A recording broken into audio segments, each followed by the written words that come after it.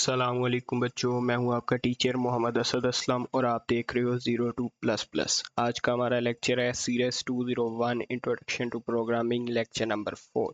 इस समरी के अंदर हमारे पास क्या है, सैम्पल प्रोग्राम हम एक देखेंगे, उसके साथ हम देखेंगे एग्जांपल्स ऑफ एक्सप्रेशंस जो हमारे पास अरिथमेटिक एक्सप्रेशंस होती हैं, हम उनको देखेंगे कि अगर हमें उनको C++ के अंदर लिखना है वो कैसे लिखते हैं, और थोड़े बहुत यूजेस ऑफ ऑपरेटर्स देखेंगे, और एंड पे कुछ टिप्स हमारे पास होती हैं प्रोग्रामिंग के लिए, हम उनको पढ़ेंगे। सबसे पहले हमारे पास आ जाता है सैम्पल प्रोग्राम। अब सैम्पल प्रोग्राम हमारे पास क्या है, कैलकुलेट द एवरेज एज, कि हमने एवरेज एज कैलकुलेट करनी है of a class of 10 student, एक क्लास के 10 बच्चों की। Prompt the user to enter the age of each student, हमने यूज़र से हर बच्चे की एज लेनी है। तो इसको हम अभी सीधा कोड एडिटर में जाके स्टार्ट करते हैं। अच्छा बच्चों, ये हम कोड एडिटर के अंदर आ चुके हैं। ठीक है, यहाँ पे आके हमने हमारे प्रोग्राम की जो स्टेटमेंट थी उसको ऊपर लिख लिया। अब हम यहाँ पे कोडिंग स्टार्ट करते हैं। जब भी आपने कभी भी कोई सी प्रोग्राम लिखना है तो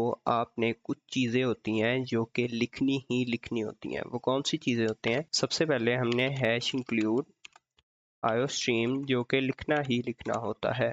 इसके बाद हमने यहाँ पे यूजिंग नेम स्पेस std, ये भी हमने लिखना ही लिखना होता है। उसके बाद इंट मेन, ये वाली ब्रैकेट्स कर्ली ब्रेसिस लगा के, और एंड पे हमने लिख देना होता है रिटर्न 0। ये वो 5 लाइनें हैं जिनको हमने हर प्रोग्राम के अंदर लिखना ही लिखना होता है। इसका मतलब क्या है कि हम आयोस्ट्रीम की एक हेडर फाइल है जिसको अपने प्रोग्राम के अंदर हैश इंक्लूड के साथ इंक्लूड कर रहे हैं। यूजिंग नेम स्पेस std का मतलब है कि हम नेम स्पेस का स्टैंडर्ड यूज़ कर रहे हैं। इससे क्या होगा, जब भी आप सी आउट लिखोगे, कोई भी सी आउट लिखोगे, उसके स्टार्ट में आपको std लगा के डबल कोलन नहीं लगाना पड़ेगा। अगर आप ये वाली लाइन नहीं लिखते हो तो नीचे आप जितनी बार भी सी आउट को यूज़ करोगे या सी इन को यूज़ करोगे या इस लाइब्रेरी में से किसी भी एक फंक्शन को यूज़ करोगे तो आपको उसके स्टार्ट में ये लगाना पड़ेगा। तो अगर हम ये वाली लाइन लिख देंगे यूजिंग नेम स्पेस std तो हमें ये इस लगाना नहीं पड़ेगा। और इंट मेन, ये हमें पता है कि हमारे हर सी प्रोग्राम के अंदर मेन फंक्शन होता ही होता है।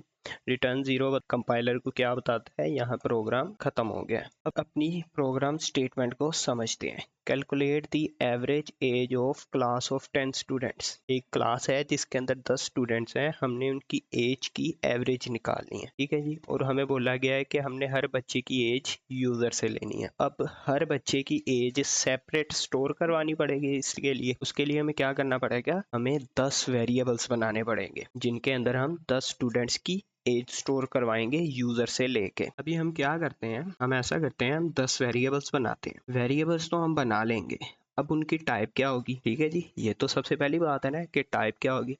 टाइप अब हमने लेनी है एज। एज हमेशा एक इंटीजर नंबर होता है, तो हम ऐसा करते हैं कि हम टाइप ना इंटीजर रख लेते हैं। हमने इंटीजर टाइप रख ली।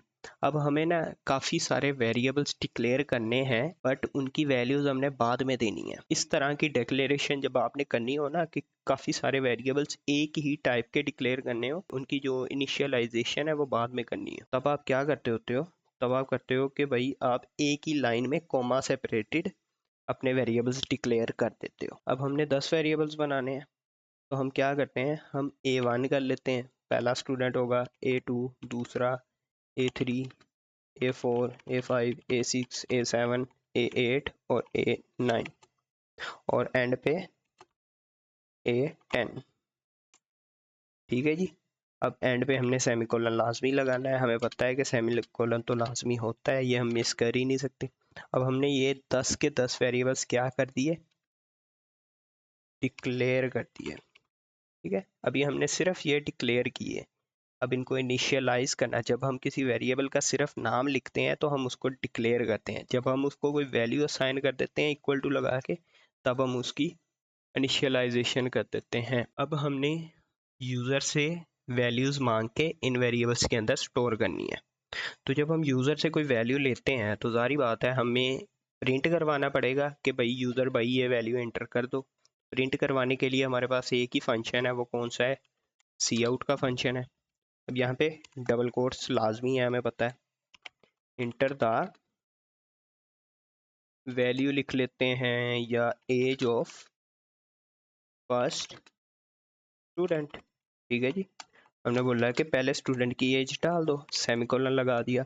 अब हमने यूज़र से एज मांग ली, हम उसको प्रॉम्प्ट हमने सिर्फ उसे सी आउट करके बोल दिया कि भाई यूज़र एज डाल दे। कहाँ पे डालेगा? एज डलवाने के लिए जो हमने एज मतलब लेनी होती है यूज़र से, एज लेने के लिए हम यूज़ करते हैं सी इन।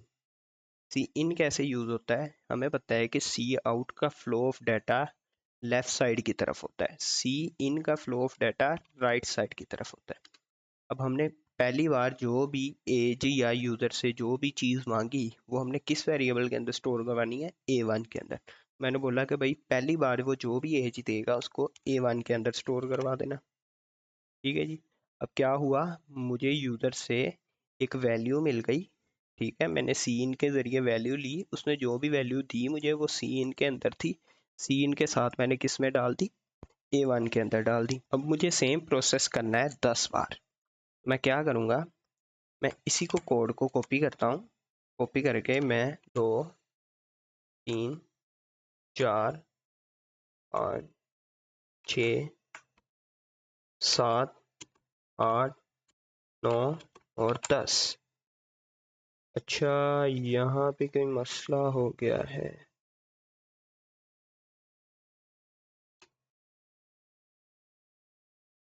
ये पता नहीं क्या हो गया था, कट करते थे। तो मैंने उसी लाइन को नीचे बार बार कॉपी कर लिया। एंड पे हमारा रिटर्न 0 भी उड़ गया है, उसको भी वापस लगा लेते हैं।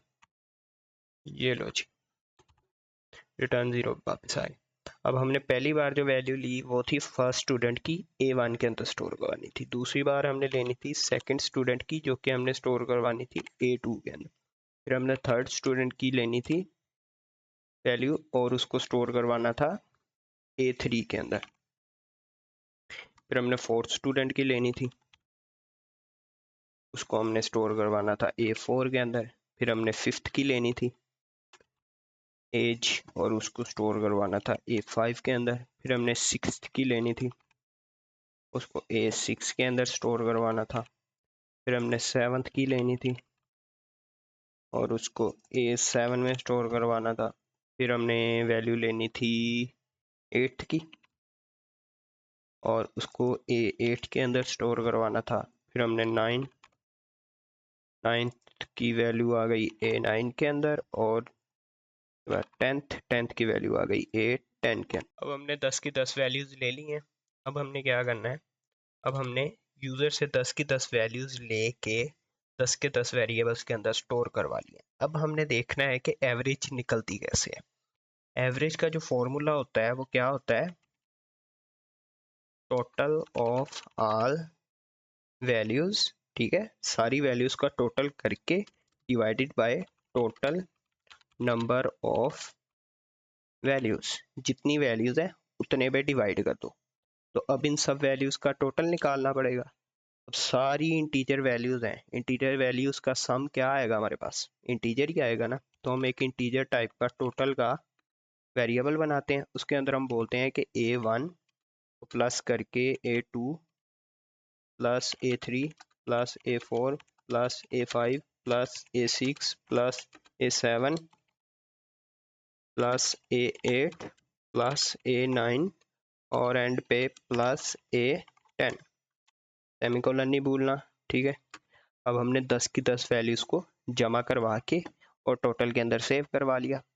अब हमने निकालनी है एवरेज। अब एवरेज कुछ भी हो सकती है। ठीक है, अभी तो हम 10 के साथ डिवाइड करेंगे तो हमारा एक मतलब एग्जैक्ट नंबर ही आएगा, पर जब हम किसी और नंबर्स की एवरेज निकाल रहे होंगे तो क्या होगा कि हमारे पास हो सकता है कि फ्लोटिंग पॉइंट वैल्यू आ जाए। मतलब 5 स्टूडेंट्स की निकाल रहे हों तो 5 स्टूडेंट्स की हो सकता है कि हमारे पास कोई डेसिमल वैल्यू आ जाए। तो अब डेसिमल वैल्यूज़ को स्टोर करने के लिए हम यूज़ करते हैं float type, float data type use करते हैं या हम डबल डाटा टाइप यूज़ करते हैं। तो जैसे मैंने बोला था कल वाली क्लास में कि हम डबल ही यूज़ करेंगे मोस्टली, तो यहाँ पे भी हम डबल ही यूज़ कर रहे हैं। तो मैंने बोला कि एवरेज का एक वेरिएबल बना दियो। तो मैंने एवरेज का एक वेरिएबल बनाया।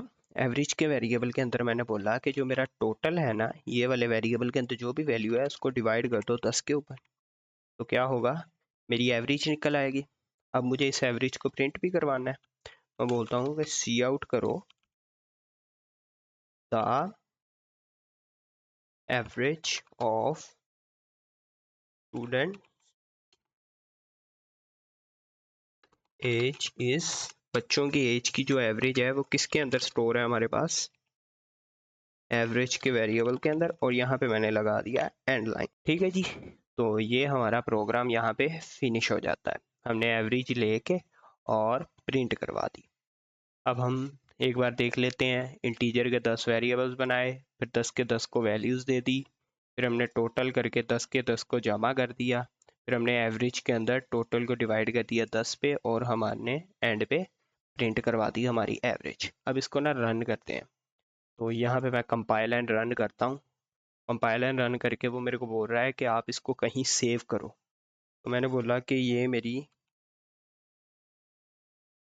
क्लास 2 है, तो इसको सेव कर लो आप class 2.cpp। अब ये पहले ही पड़ी हुई है, हम इसको रिप्लेस कर देते हैं। तो उसने कंपाइल किया और रन किया। अब वो बोल रहा है कि enter the age of first student. मैं बोलता हूँ कि एज 13 है, सेकंड की 14, 15, 16, 17, 18, 19, और उसके बाद जी 15, फिर से 17 और 16। अब मैंने 10 के 10 बच्चों की एज डाल दी। अब मैंने जब इंटर किया तो उसने क्या बोला, उसने कहा the average age of student is 16। अब उसने क्या किया, उसने सब वैल्यूज़ को जमा किया, जमा करके उसने 10 पे डिवाइड कर दिया। अब इन सब वैल्यूज़ का क्या सम बनता होगा, 160 बनता होगा। 160 बनता था, तो उसने क्या किया, उसने उसको 10 पे डिवाइड करके 16 हमें जवाब दे दिया। तो ये था हमारा सैम्पल प्रोग्राम, जिसके अंदर हमने क्या समझा कि हम एक लाइन के अंदर काफ़ी सारे वेरिएबल्स डिक्लेयर कर सकते हैं जिनकी टाइप सेम होती है, और हमने सिर्फ डिक्लेयर करने होते हैं, उनको इनिशियलाइज नहीं करना होता। और हमने देखा कि अगर हमने किसी वेरिएबल के अंदर यूज़र से लेके वैल्यू डालनी हो तो हम सीन के ज़रिए कैसे डालते हैं। ठीक है, उसके बाद हमने थोड़ा बहुत ये टोटल किया, और उसके बाद एवरेज का फॉर्मूला लगा के सब प्रिंट करवा दिया। ठीक है, तो ये था हमारा एक छोटा सा प्रोग्राम। तो हमारा सैम्पल प्रोग्राम हो गया। अब चलते हैं आगे। हम आगे हमारे पास आ जाता है एग्जाम्पल ऑफ एक्सप्रेशंस, कि हमने देखना है कि अगर हमने जो अलजेब्रिक या अरिथमेटिक एक्सप्रेशंस होती हैं उनको अगर हमने सी प्लस प्लस के अंदर लिखना है तो हमने कैसे लिखना है। तो सबसे पहले बात हमारे पास आ जाती है कि हमें पता है कि सी के अंदर एक प्रीसीडेंस प्रायोरिटी सेट है हर ऑपरेटर की अपने अपने पास। मल्टीप्लिकेशन और डिवीजन, एडिशन और सब्सट्रैक्शन से पहले होंगी। जो ब्रैकेट्स होंगी या पैरेंथेसिस होंगी उनको हम इस्तेमाल करेंगे क्लैरिटी के लिए और रीडेबिलिटी के लिए। अच्छा, यहाँ पे ना कुछ एग्जांपल्स लिखी हुई हैं, तो हम इनको ना सिर्फ रीड आउट करेंगे क्योंकि ये इतनी कुछ खास यूज़ नहीं होंगी हमारे पास। तो अब उसने बोला है कि जो क्वाड्रेटिक इक्वेशंस होती हैं, क्वाड्रेटिक इक्वेशंस कौन सी होती हैं, y is equal to A X square plus B x plus C. ठीक है, ये हम 9th 10th में पढ़ते आ रहे हैं, या 11th 12th में भी पढ़ा होगा शायद से। तो अलजेब्रा के अंदर हम इसको ऐसे लिखते हैं। अब हमें जब सी लैंग्वेज के अंदर लिखना है तो y तो सिंपल y ही रहेगा, इक्वल टू लग गया। तो हमने बोला कि a को मल्टीप्लाई करो x के साथ, फिर से x के साथ, क्योंकि x 2 बार आया है तो यहाँ पे 2 बार स्टार लगा के हमने 2 बार x लिख दिया, ब्रैकेट्स लगा दी, ताकि हमारी क्लैरिटी रहे कि ये चीज़ें अलग है। उसके बाद हमने प्लस लगाया, प्लस लगा के हमने बोला कि b स्टार x, क्योंकि बी एक्स था, b मल्टीप्लाई हो रहा है किसके साथ, x के साथ। फिर से ब्रैकेट्स लगा दी, क्लैरिटी रहे, प्लस c सिंपल था, c वैसे ही आ गया। ठीक है, जितने स्केयर होगा या क्यूब होगा या जो भी चार यहाँ पे वैल्यूज आ जाएगी तो उतने स्टार लग के और आगे हमारा प्रोसीजर चलता जाएगा। अब बात आ जाती है कि अगर कोई एक्सप्रेशन हो जिसके अंदर मल्टीपल वेरिएबल्स हो हमारे पास, इसके अंदर तो थे ना, ए एक्स स्केयर था प्लस बी एक्स प्लस सी, 3 वेरिएबल थे हमारे पास। अब यहाँ पे हमारे पास क्या आ गया, हमारे पास आ गया x is equal to A x plus B x plus c g square. ठीक है, अब z का स्क्वायर आ गया, z एक नया वेरिएबल आ गया, तो इसको हम कैसे लिखेंगे, वही ए एक्स है, ए स्टार एक्स आ गया, ब्रैकेट्स लगा दी हमने, प्लस लिख दिया। बी एक्स है, बी स्टार एक्स आ गया, ब्रैकेट्स लगा दी।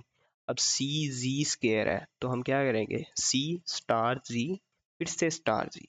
स्टार जी 2 बार क्यों आया, क्योंकि जी का स्क्वायर था, तो जी 2 बार मल्टीप्लाई होगा। ठीक है जी। अब हमने क्या करना है कि हम देखते हैं कि नेस्टेड पैरेंथेसिस मतलब ब्रैकेट्स के अंदर ब्रैकेट्स वाली वैल्यूज को कैसे लिखते हैं। अब हमारे पास एक आ गया x is equal to a into x plus b into y plus c g square, bracket बंद। ठीक है। अब y इक्वल टू ए, इस सारी ब्रैकेट्स के साथ मल्टीप्लाई हो रहा है, तो a के साथ आ गया स्टार, ब्रैकेट लगा दी हमने बड़ी वाली। अब उसके अंदर x वैसे ही आ गया, प्लस प्लस भी वैसे ही आ गया, b आ गया, b आ गया। अब b इस पूरी ब्रैकेट के साथ मल्टीप्लाई हो रहा है, तो हमें बताया कि जहाँ पे मल्टीप्लिकेशन होगी वहाँ पे स्टार लगेगा ही लगेगा। हमने यहाँ पे स्टार लगा दिया।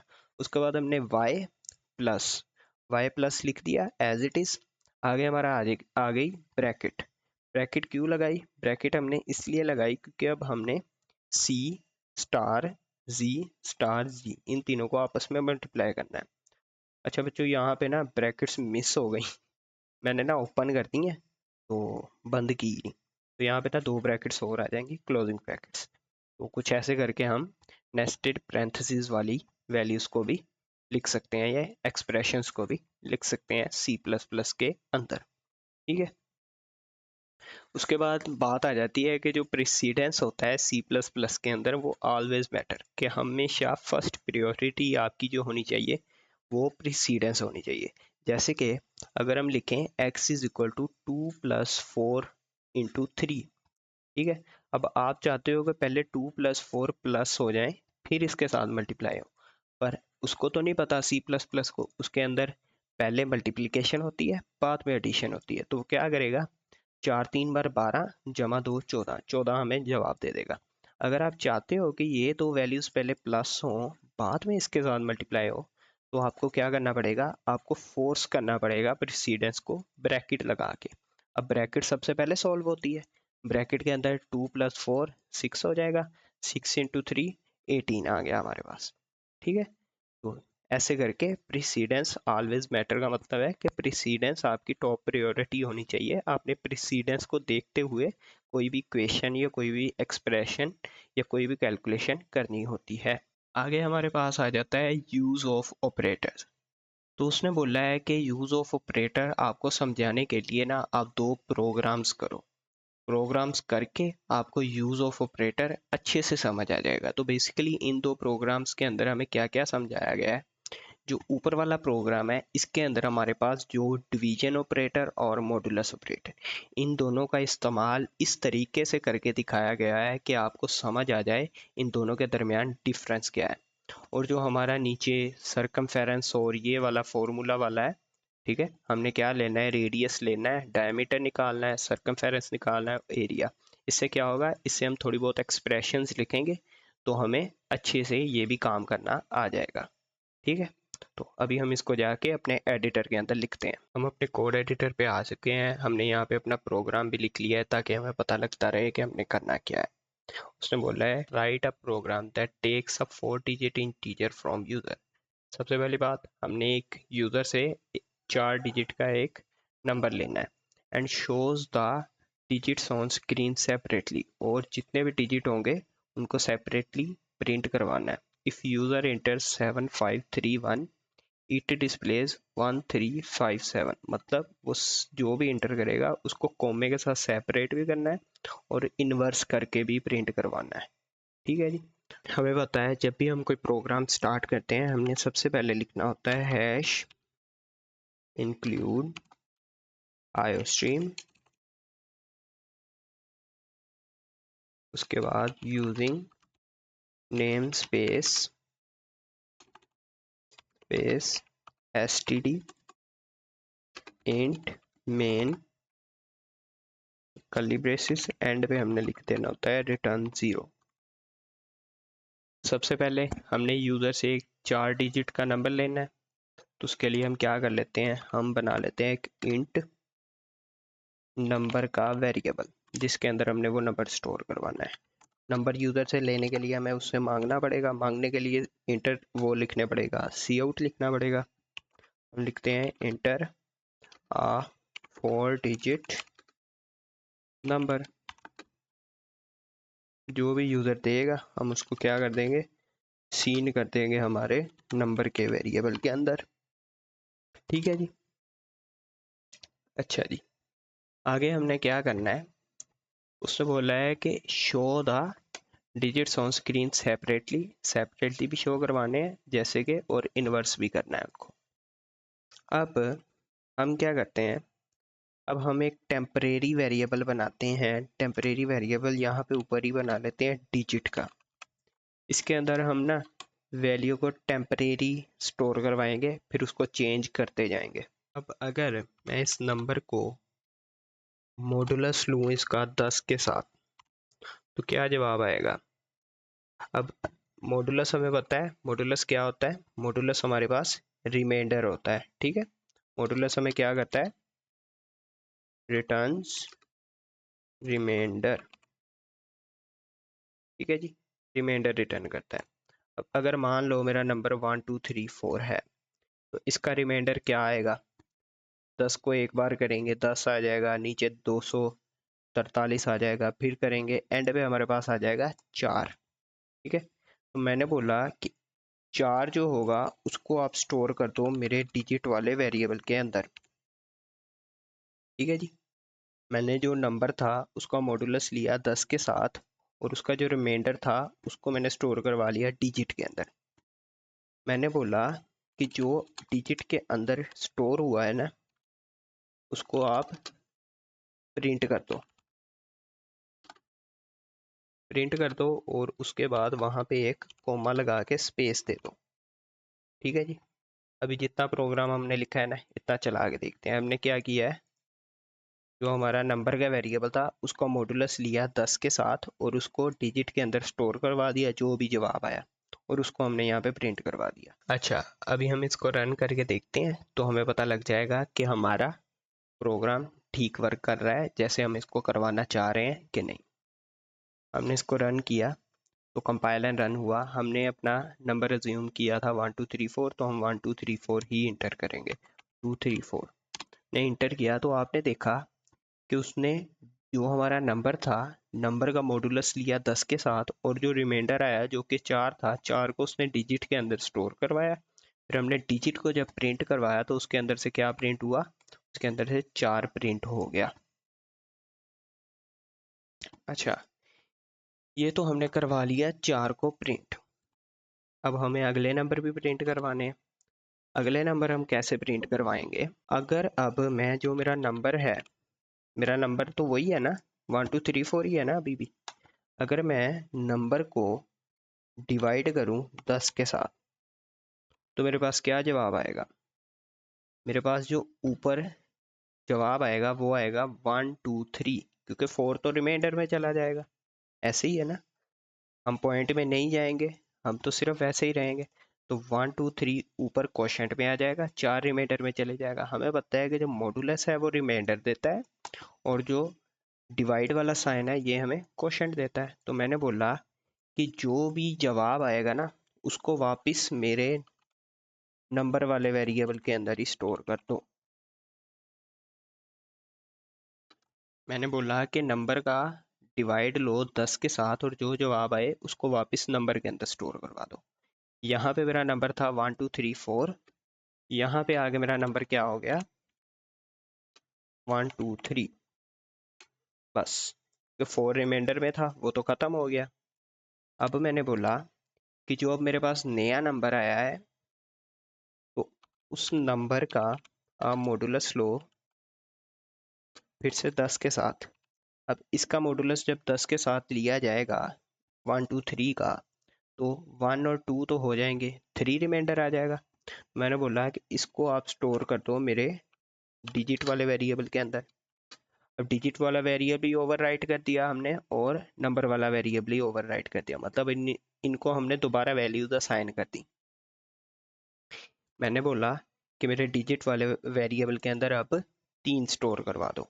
ठीक है, मॉडुलस लेके रिमाइंडर स्टोर करवा दो। अब मैं फिर से बोलता हूँ कि ठीक है भाई, जो भी मेरे डिजिट के वेरिएबल के अंदर स्टोर हुआ है उसको प्रिंट करो, प्रिंट करके साथ एक कोमा प्रिंट कर दो और बस। अब मैं इसी कोड को अगर दोबारा नीचे कॉपी पेस्ट करूं तो आप देखोगे कि नंबर का अगर मैं नंबर के साथ डिवाइड लूं 10 तो 10 एक बार 10 हो गया, 2 रिमाइंडर में ख़त्म हो गया, तो मेरे नंबर के अंदर क्या स्टोर हो गया, 1 स्टोर हो गया। तो अब हमें ये वाला प्रोसीजर करने की ज़रूरत ही नहीं है। अब हम क्या करेंगे, हम ये वाली लाइन ख़त्म करेंगे और हम यहाँ पे सिंपली लिख देंगे कि भाई मेरा जो नंबर है उसी को प्रिंट करवा दो, और एंड पे तो कोमा नहीं लगाना हमने, और कोमा भी ना लगाओ। ये लो जी, ये हमारा प्रोग्राम तैयार हो गया। हमने क्या किया, हमने यूज़र से एक नंबर लिया 4 डिजिट का, उसको नंबर के वेरिएबल के अंदर स्टोर करवा दिया। हमने अज्यूम किया कि उसने 1 2 3 4 हमें दिया, ठीक है। अब हमने पहली बार उस नंबर का मॉडुलस लिया 10 के साथ, तो हमारे पास रिमाइंडर आया 4। 4 को हमने एक टेम्परेरी वेरिएबल डिजिट के अंदर स्टोर करवा के प्रिंट करवा दिया और साथ एक कोमा प्रिंट करवा दिया। उसके बाद हमने क्या किया, हमने उसी नंबर को डिवाइड किया 10 के साथ, जैसे कि 1 2 3 4 को डिवाइड किया 10 के साथ, उसका जो क्वोशंट आया हमारे पास वो 1 2 3 आया। उस 1 2 3 को हमने उसी नंबर के अंदर ओवरराइट कर दिया। अब हमारे नंबर के वेरिएबल के अंदर 1 2 3 स्टोर हो गया, 1 2 3 4 खत्म हो गया। हमने बोला कि डिजिट के अंदर हमारा जो टेम्परेरी वेरिएबल था, हमने बोला कि नंबर का दोबारा मॉडुलस लो 10 के साथ। अब 1 2 3 का मॉडुलस लिया तो 1 2 तो पास हो गया, 3 हमारे पास रिमाइंडर बचा। तो रिमाइंडर को हमने डिजिट के अंदर स्टोर करवाया दोबारा, इसकी वैल्यू को ओवरराइट किया। इसके अंदर पहले क्या स्टोर था, 4 स्टोर था। अब इसके अंदर क्या स्टोर हो गया, अब इसके अंदर 3 स्टोर हो गया। तो हमने 3 को प्रिंट करवाया और कॉमा लगा दिया। हमने सेम प्रोसीजर दोबारा किया, फिर हमने 2 को प्रिंट करवा दिया। अब तीसरी बार जब हमने उसको 10 पे डिवाइड किया तो हमारे पास एक जवाब आ गया, तो हमने डायरेक्ट नंबर को ही प्रिंट करवा दिया। अब कंपाइलर को भी बोलते हैं भाई एक बार चला दो। कंपाइलर से हमने प्रोग्राम चलवाया, 1 2 3 4 यही नंबर एज्यूम किया था हमने, डाल दिया। तो आपने देखा कि उसने 4 3 2 1 हमारे जो भी डिजिट था उसको कॉमा सेपरेटेड भी प्रिंट करवाया और रिवर्स करके भी प्रिंट करवा दिया, ठीक है। तो ये था हमारा छोटा सा प्रोग्राम, जिसके साथ हमने क्या समझा कि हम टेम्परेरी वेरिएबल्स को कैसे बनाते हैं, मॉडुलस का क्या इस्तेमाल है और डिवीजन का क्या इस्तेमाल है। आगे चलते हैं। तो बच्चों हम आ गए हमारे कोड एडिटर पे। यहाँ पे आप देखो कि हमने ऊपर अपना प्रोग्राम लिख लिया है कि प्रोग्राम हमारी स्टेटमेंट क्या है कि हमने यूज़र से रेडियस लेना है और फिर हमने सर्कल का डायमीटर, सरकमफेरेंस और एरिया प्रिंट करवाना है। पाई की वैल्यू हमें दे दी गई है, ये मैंने खुद ही लिखी है वैसे तो, वैसे है क्या 3.14159, ये एक कांस्टेंट वैल्यू है जो कि कभी चेंज नहीं होती। अब सबसे पहले हमने करना क्या है, हमने यूज़र से रेडियस लेना है, ठीक है जी। अब radius floating point value, mostly floating point value ही होती है, डेसिमल वैल्यू ही होती है, तो हम इसका डबल टाइप रखेंगे। तो रेडियस को मैं आर रखूँगा। तो मैंने बोला कि भाई जो भी यूज़र वैल्यू देगा उसको स्टोर करवा देना आर के अंदर। मैंने बोला इंटर द रेडियस, तो मुझे रेडियस दिया और मैंने रेडियस सीन के ज़रिए डाल दिया हमारे आर वाले वेरिएबल के अंदर।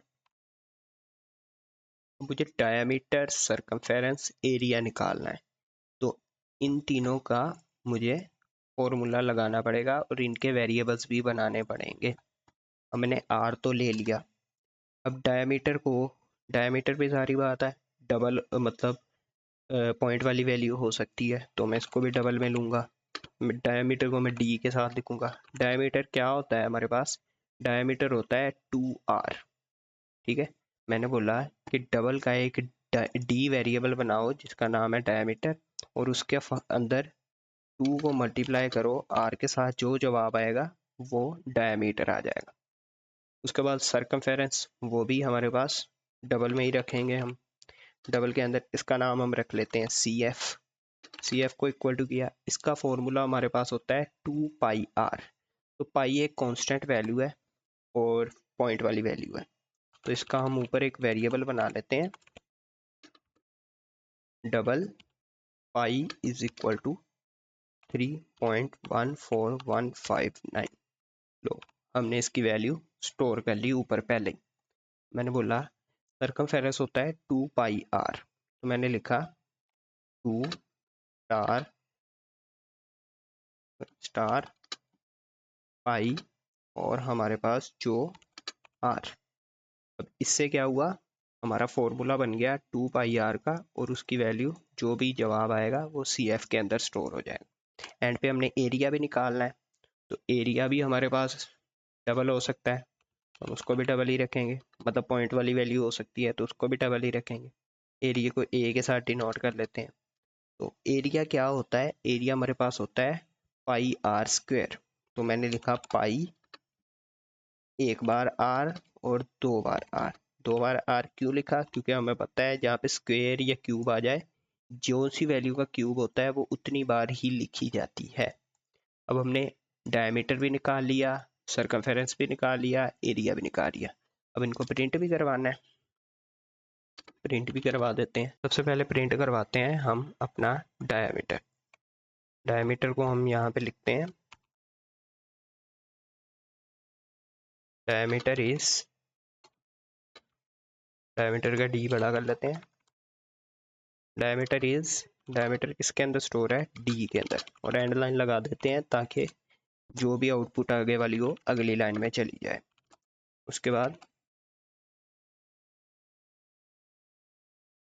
सर्कमफेरेंस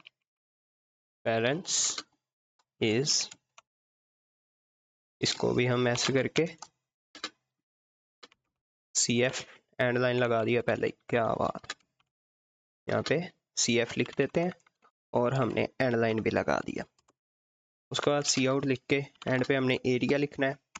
हमने बोला जी एरिया इज, एरिया हमारे कौन से वेरिएबल के अंदर स्टोर है, ए के अंदर, और इसको लगा देते हैं एंड लाइन। ठीक है जी, तो हमने पहले आर का एक वेरिएबल बनाया और पाई को हमने पहले ही वैल्यू लिख के रख दी। उसके बाद हमने बस सी आउट करके यूज़र से रेडियस लिया, रेडियस को आर के अंदर स्टोर कर दिया। फिर हमने डायरेक्ट वेरिएबल्स बना के उनके अंदर वैल्यूज पुट की, वैल्यूज पुट करने के साथ एंड पे हमने उनको प्रिंट करवा दिया। ठीक है जी, अब हम इसको चला के भी देखते हैं कि हमारा प्रोग्राम चलता भी है कि नहीं। कंपाइलर रन किया और हमारा प्रोग्राम चल गया। उसने हमसे मांगा कि भाई आप सबसे पहले रेडियस दो, तो हमने बोला कि हमारा रेडियस है 12, तो 12 को उसने 2 के साथ मल्टीप्लाई किया, 24 आ गया। 12 को उसने 2 के साथ मल्टीप्लाई किया 24, और उसके बाद पाई के साथ मल्टीप्लाई किया तो कुछ ये वैल्यू आ गई। और एरिया, मतलब हमारी तीनों चीज़ें, डायमीटर, सर्कमफेरेंस और एरिया निकल के बाहर आ गया। ठीक है जी, तो ये था हमारा एक छोटा सा प्रोग्राम जिसके साथ हमने क्या करना था, यूज़र से रेडियस लेके और उसके बाद हमने डायमीटर, सर्कमफेरेंस और एरिया निकाल के प्रिंट करना था। तो हमने वो सक्सेसफुली कर दिया। अब आगे देखते हैं क्या। आगे बच्चों हमारे पास आ जाते हैं टिप्स। टिप्स क्या है कि छोटी छोटी टिप्स के आपने प्रोग्रामिंग को बेटर कैसे करना है। Use descriptive names for variables, मतलब कि जो आप वेरिएबल बना रहे हो उसका जो वेरिएबल नेम है वो कोई सेंस बना रहा हो। ठीक है, मतलब जैसे आप नॉर्मली मतलब कोई वैल्यू स्टोर कर रहे हो, आप एक्स वाई यूज़ करते अच्छे लगते हो। अब आप किसी का नेम यूज़ कर रहे हो, ठीक है, आप अपना ही नाम स्टोर करवा रहे हो, तो आप नाम स्टोर करवाते हुए आप वेरिएबल का नाम ए रख ले हो, कितना अजीब सा होगा। आप उसका नाम नेम भी रख सकते हो, यूज़र नेम भी रख सकते हो, माई नेम भी रख सकते हो। ठीक, तो जितना बेटर वेरिएबल्स के नेम रखोगे उतनी ज़्यादा अच्छी प्रोग्रामिंग होगी। इंडेंटेशन, मतलब जैसे मैं हर प्लस के बाद स्पेस डालता हूँ और उसके बाद हर लाइन के बाद स्पेस डालता हूँ, ये चीज़ें क्या करती हैं, कोड की रीडेबिलिटी को भी बढ़ाती हैं और अंडरस्टैंडिंग को भी बढ़ाती हैं। ठीक है, इससे कोड अच्छा भी लगता है लिखा हुआ।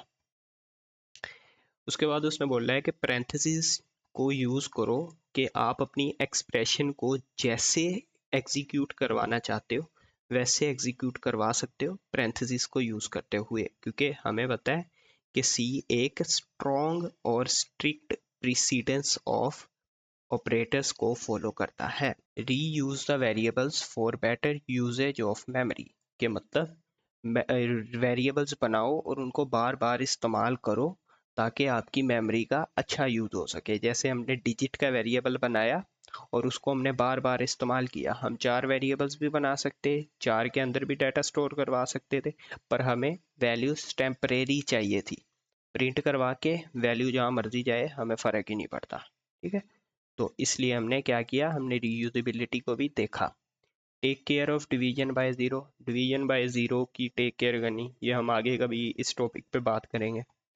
पहले सोचो कि आपने करना क्या है, फिर कोडिंग करो। ठीक है, अगर आप सोचे बगैर ही कोडिंग करना स्टार्ट कर दोगे तो आपके दिमाग में कोई लॉजिक नहीं बनेगी और आप फंस जाओगे। अच्छा बच्चों, ये था हमारा आज का छोटा सा लेक्चर, जिसके अंदर हमने 2-3 प्रोग्राम लिखे और काफ़ी सारी कोडिंग भी की, थोड़ा बहुत पढ़ा भी। तो ये था हमारा आज का चौथा लेक्चर। इंशाल्लाह अगले लेक्चर में हम और प्रोग्रामिंग करेंगे और थोड़ी बहुत डिटेल से करेंगे। जैसे जैसे लेक्चर्स आगे वाले लेक्चर पर जाते जाएंगे, प्रोग्रामिंग बढ़ती भी जाएगी और कम्प्लेक्स भी होती जाएगी। तो साथ साथ प्रैक्टिस करते जाएं ताकि आपको सब समझ आता रहे और आपके दिमाग में चीज़ें बैठनी शुरू हो जाएं। क्योंकि प्रोग्रामिंग करने से आती है, बंदे के दिमाग में ना यही आता है कि हाँ मुझे सब समझ आ रहा है। जब वो करने बैठता है तो दिमाग में कुछ भी नहीं आता। तो प्रैक्टिस करते रहो, इंशाल्लाह मिलते हैं अगली क्लास में। अल्लाह हाफिज़।